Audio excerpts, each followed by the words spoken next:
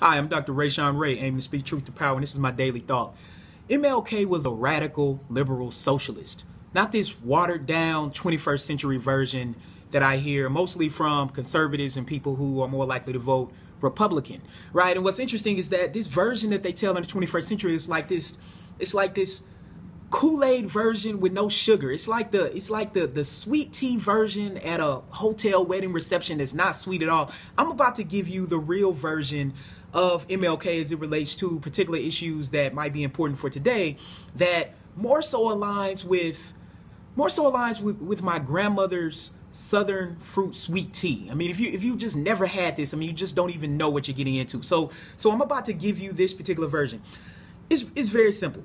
MLK was in favor of equity for all, universal health care, a guaranteed income, and was against war. And I should also note, though, that the equity for all, even though he spoke it for all, it was clear that his views as it relates to women and sexism was very different. I'll save that for another daily thought. But as it relates to these particular issues, as we think about universal health care, a guaranteed income for all adults, and no war it's as far away from conservatism in the current Republican Party as heaven is to hell. I mean, it's kind of that simple. I'm going to read a few quotes from MLK that oftentimes get overlooked in favor of the 21st century watered down version.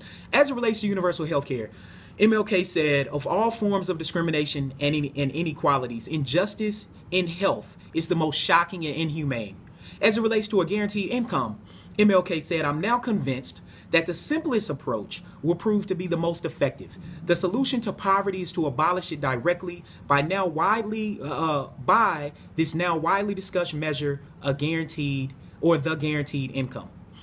As it relates to social class inequality, MLK said that it can be as vicious and evil as a system based on racial injustice, and we're seeing that play out today. As it relates to menial workers, MLK said that they should make enough, quote, so they can live and educate their children and buy a home and have the basic necessities of life. The poor are less often dismissed from our conscience today by being branded as inferior and incompetent. We also know that no matter how dynamically the economy develops and expands, it does not eliminate all poverty. I mean, the stuff he said, could easily be being stated today. Could be being stated today. He further said the problem indicates that our emphasis must be twofold. We must create full employment, or we must create incomes, right? Very much in line with what Dr. Sandy Darity and Dr. Derek Hamilton have been talking about as it relates to a guaranteed income. As it relates to being against war, MLK said, quote, a nation that continues year after year to spend more money on military defense than on programs of social uplift is approaching spiritual death. I mean, he said these things about 50 years ago, and we see how relevant they still are today. He then goes on to say, quote, we are taking the black young men who have been crippled by our society and sending them 8,000 miles away to guarantee liberties in Southeast Asia, which they had not found in Southwest Georgia or East Harlem.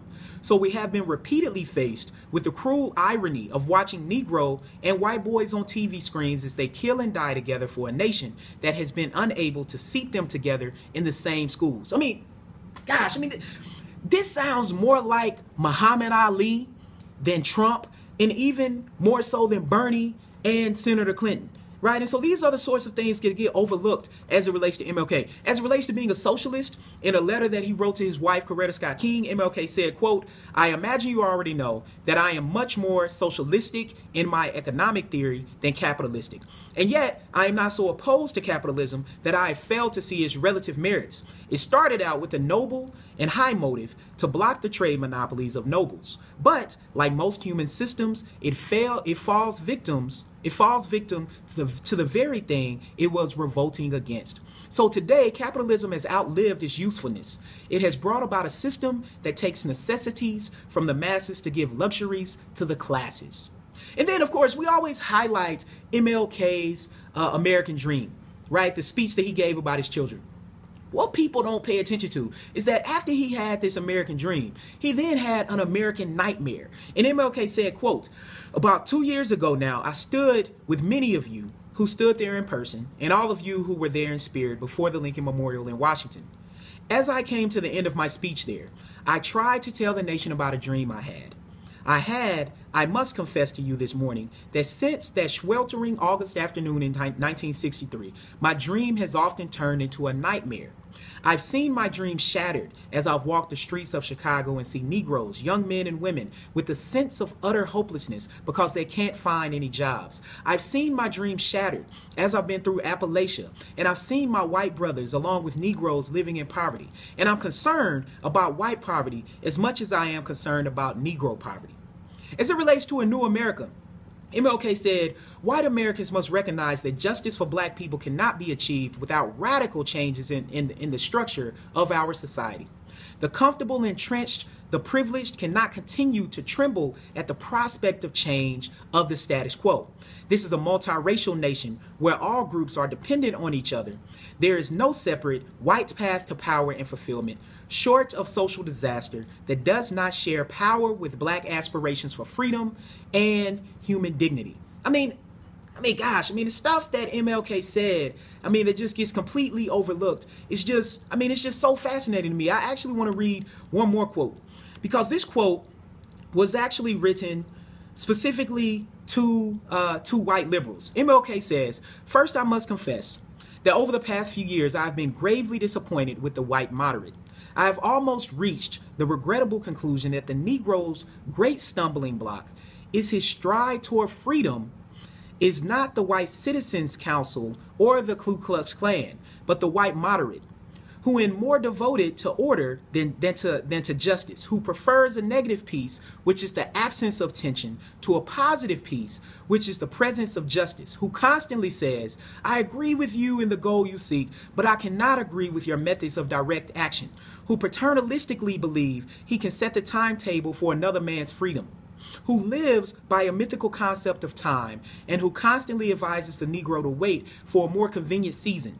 Shallow understanding from people of goodwill is more frustrating than absolute misunderstanding from people of ill will. Lukewarm acceptance is much more bewildering than outright rejection." Woo! Well, that sounds like he's part of the Black Lives Matter movement. Because that same narrative and that response that I hear MLK giving to the white moderate and white liberals is the same narrative that I hear Black Lives Matter giving to colorblind whites, as well as more conservative blacks and older blacks who thinks that members of Black Lives Matter and people who support that cause are moving too fast and wanting things too much and being too radical, right? Even the mayor of Atlanta said that MLK never marched on the street. What? MLK, he said MLK never blocked a highway? All MLK did was block highways and shut down stuff. It was extremely radical. He got arrested over 50 times, right? So when I hear this watered down 21st century version of MLK, it's extremely frustrating. So stop doing it. Get the narrative right. We need to get our social history correct. And for MLK, people have got it wrong for too long, and we need to correct it and understand that what's happening with Black Lives Matter today, MLK will very much be in support of, and actually would not be a Republican, and actually would not be conservative, right? And so part of that, what people don't get, is that, yes, MLK's father was Republican and part of Lincoln's party. But what people don't get is that when Kennedy ran for president and when Lyndon Johnson were president, that blacks more or less switched their party, because the Republican Party, stayed stagnant, and the Democratic Party became about civil rights. It became the party for civil rights. People have to understand that important switch, right? And so people oftentimes don't get that, and that happened during the era of MLK, that happened during civil rights, that change happened, and people really need to understand that. So, as always, conversations matter like Black Lives and Books. I hope this has created one.